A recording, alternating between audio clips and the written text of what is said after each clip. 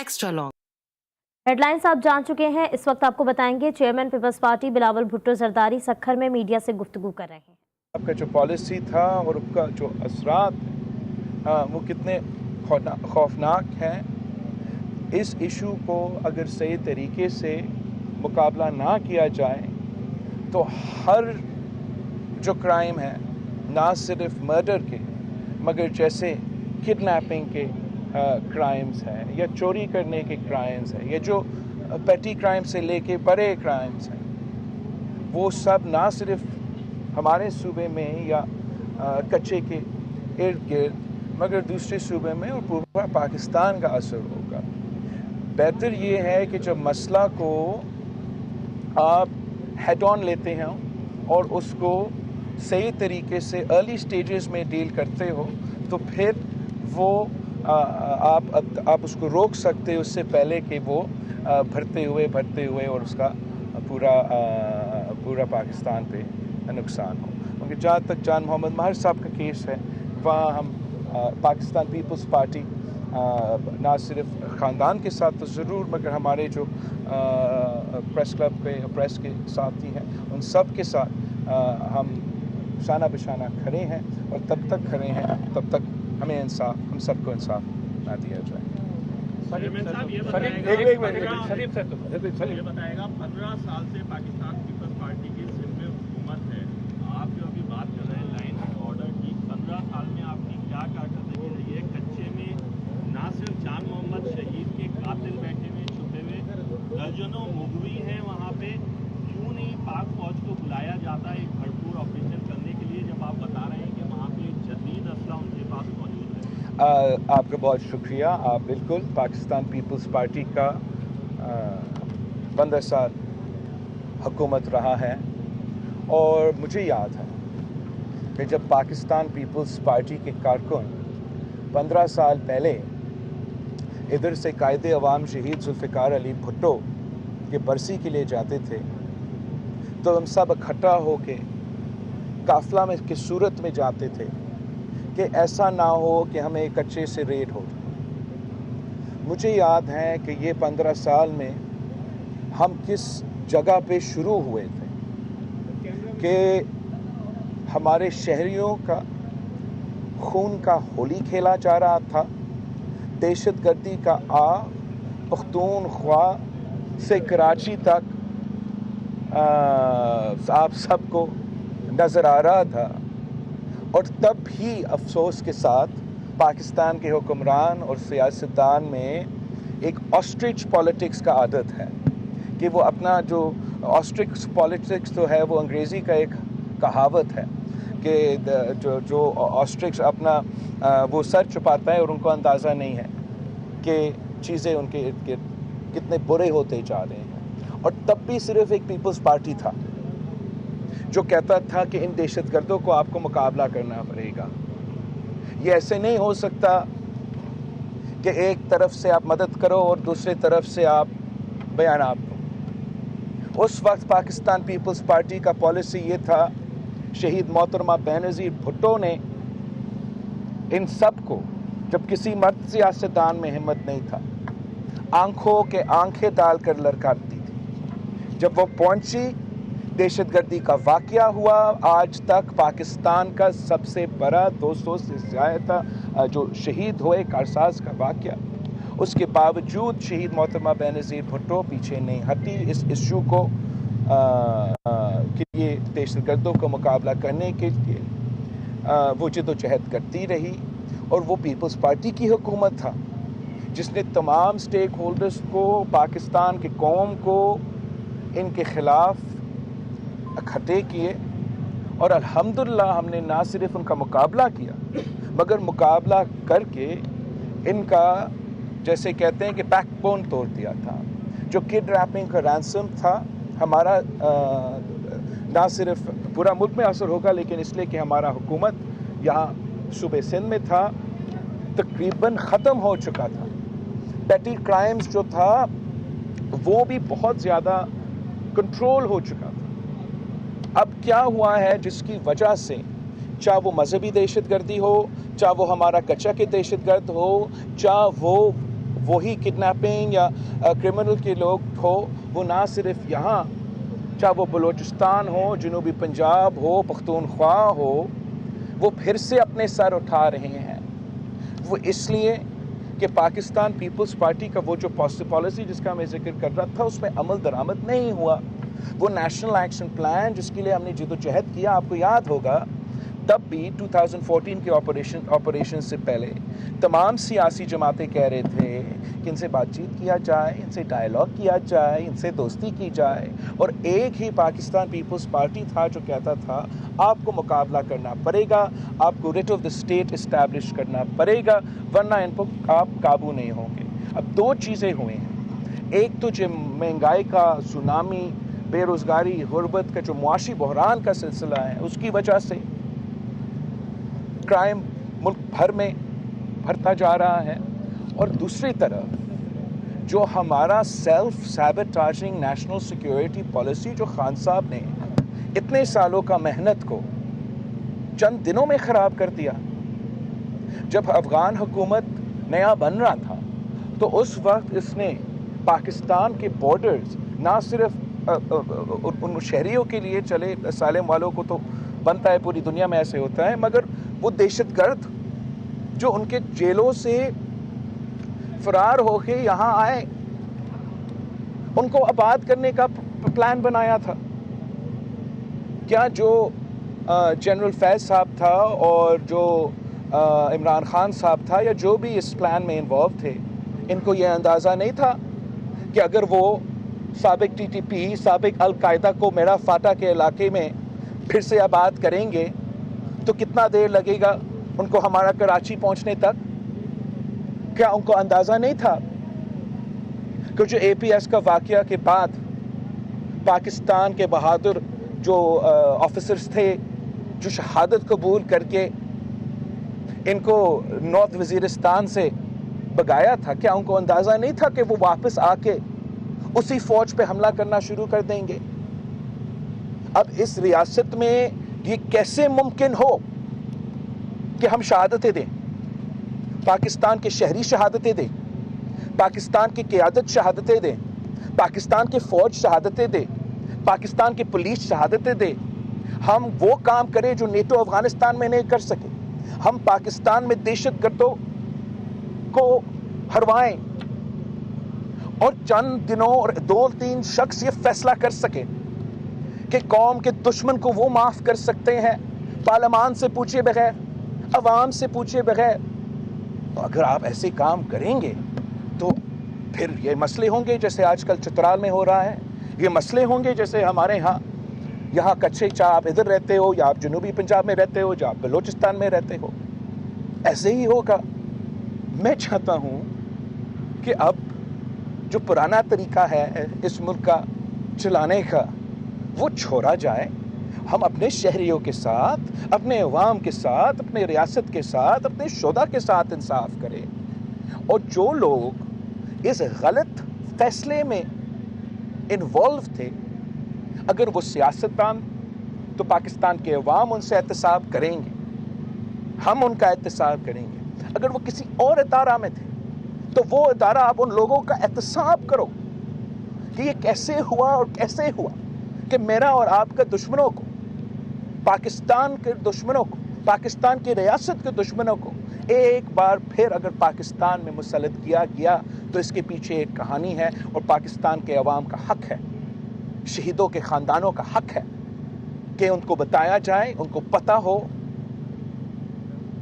کہ یہ جو دہشت گرد ہیں ان کے واپس آنے کے جو اس کے پیچھے جو کہانی ہے اب کھلنا چاہیے.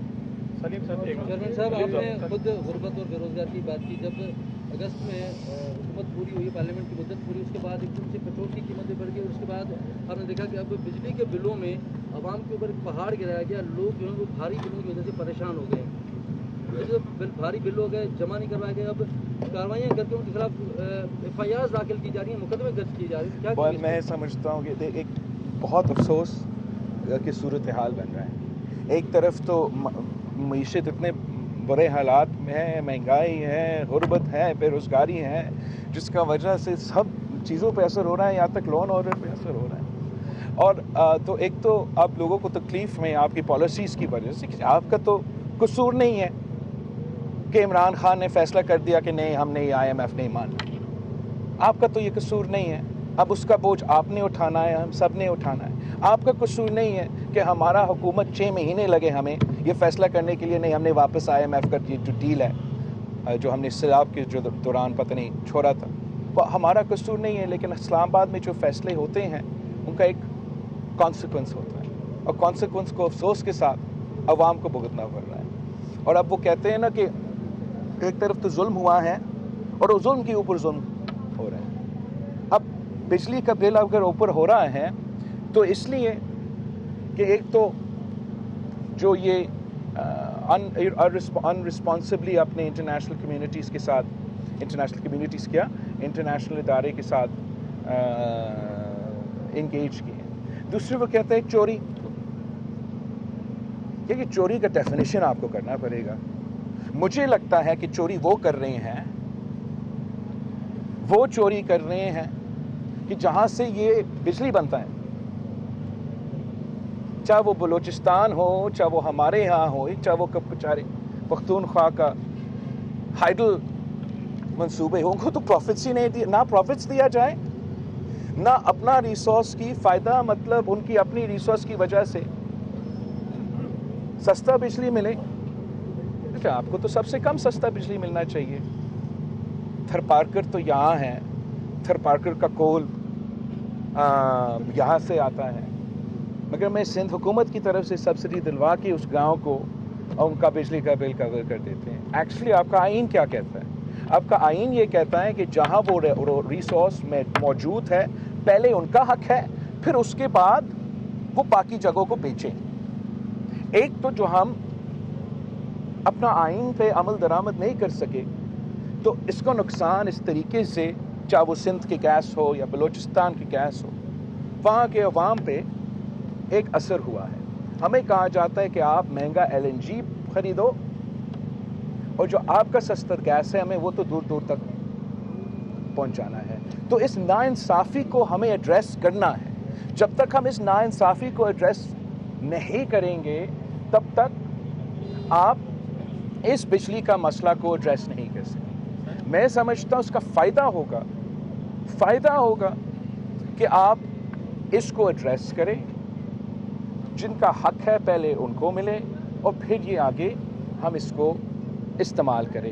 تیسرا جو بجلی کا بل آتا ہے، چلے IMF کہتا ہے کہ ہم نے پرائس پہ ایک طریقے سے چلنا ہے، لیکن IMF یہ نہیں کرتے ہیں کہ جہاں آپ بجلی دے بھی نہیں رہے ہو، مطلب 18 گھنٹے کی بجلی نہیں ہے اور بجلی کا بل ایسے آتا ہے کہ آپ نے پتہ نہیں 24 گھنٹے بجلی چلائی ہے، تو چوری کیا آپ کر رہے ہو یا وہ بل بھیجنے والا کر رہے ہیں؟ ایسے تو چلے میں مانتا ہوں کہ بجلی آپ مہنگا ہو گیا ہے اور استعمال کے مطابق پھر آپ ضرور ایک وہ پرائس لے، چارج کرے، مگر یہ کیسے ممکن ہے؟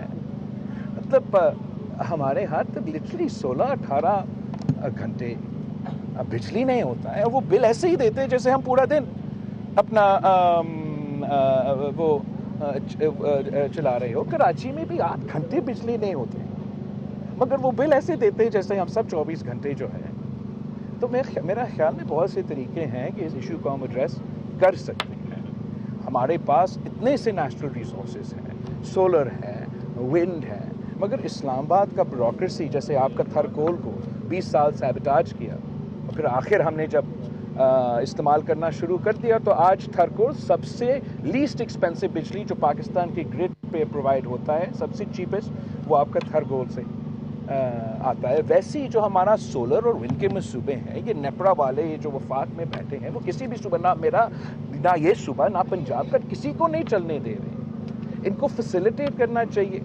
آج تک 1 سال میں شہباز شریف صاحب وزیر اعظم تھا، ہم سب حکومت میں تھے، 1 سال کے اندر میں تو سمجھتا ہوں کہ ہر ڈویژن میں، ہر ڈسٹرکٹ کے باہر میں سولر پارک کھڑا کر کے آپ پہ ایٹ لیسٹ آپ کی بجلی کے بل کو وہ اس پہ اثر کر سکے۔ چلے اگر یہ وفاق والوں سے نہیں ہو سکتا تو इंशाल्लाह ताला अगली दफ़ा जब हम आएंगे, हम पब्लिक प्राइवेट पार्टनरशिप में हमने कर लिया है, as far as we are the only province that is shown that we can we have laid our own transmission line for electricity, we've set up our own power production. तो मेरा ना सिर्फ इस सूबा से मगर बलोचिस्तान से, जुनूबी पंजाब से, पख्तूनख्वा, जहाँ आप देही इलाके में या ऑफ ग्रिड शहरों भी इन्होंने बिजली से महरूम रखा है, उनके हर डिस्ट्रिक्ट के साथ या कम से कम हर डिवीज़न पे हम सोलर एनर्जी के मुताबिक पब्लिक प्राइवेट पार्टनरशिप के मंसूबे के तहत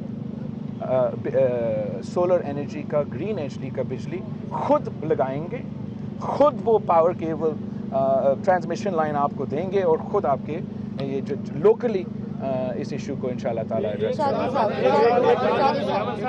करेंगे। मुल्क के लिए क्या मैशियत ज़रूरी है या इलेक्शन ज़रूरी है? आप जो इतना इलेक्शन का शोर मचा रहे हैं, 2-4 साल बाद हो जाएंगे। और एक नैरेटिव ये भी जन्म ले रहा है कि इलेक्शन जो है वो डिले होंगे। आप क्या समझते हैं कि इलेक्शन डिले होंगे? यार आप प्लीज एक एक करें, मैं आपका यादाश्त आप सब पे इतना तगड़ा होगा।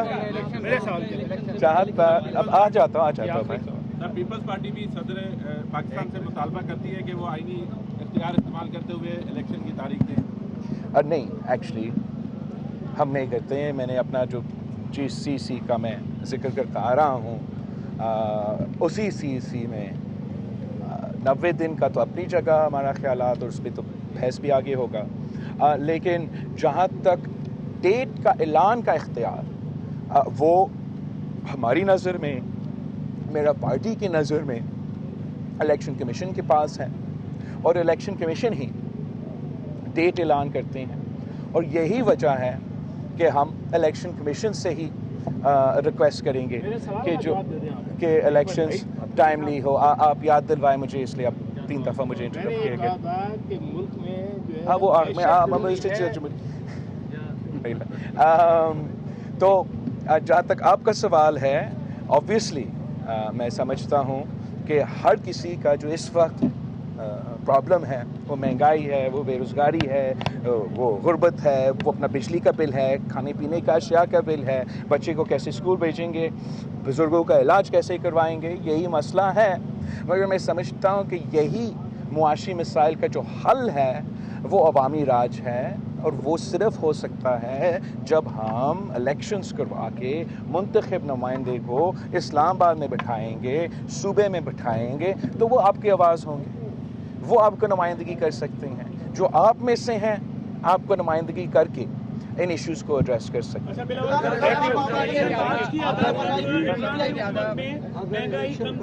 जब PDM की हुकूमत आई है, महंगाई दुगनी हो गई है, मुझे अब बात करने जा रहे हैं आप। आप सियासी सूरत-ए-हाल से वाकिफ हैं, ये बताइए कि क्या लेवल प्लेइंग फील्ड सबके लिए क्लियर है? क्योंकि जो इमरान खान है वो जेल के अंदर है और मियां नवाज शरीफ मुल्क से बाहर है, तो क्या आप समझते हैं नहीं, लेवल प्लेइंग फील्ड नहीं है किसी के लिए, किसी एक के लिए तो है, लेवल प्लेइंग फील्ड नहीं है, और यही मेरा एतराज़ है। Thank you. सक्खर में chairman peoples party Bilawal Bhutto Zardari media से गुफ्तगू कर रहे थे। उनका कहना था कि चेयरमैन PTI की पॉलिसी ने दहशतगर्दों को मुल्क में आने की इजाज़त दी है, मुल्क को बचाना होगा। जान मोहम्मद महर के कत्ल पर बहुत अफसोस है, कुछ डाकुओं के पास बहुत ज़्यादा असलहा कहाँ से आया।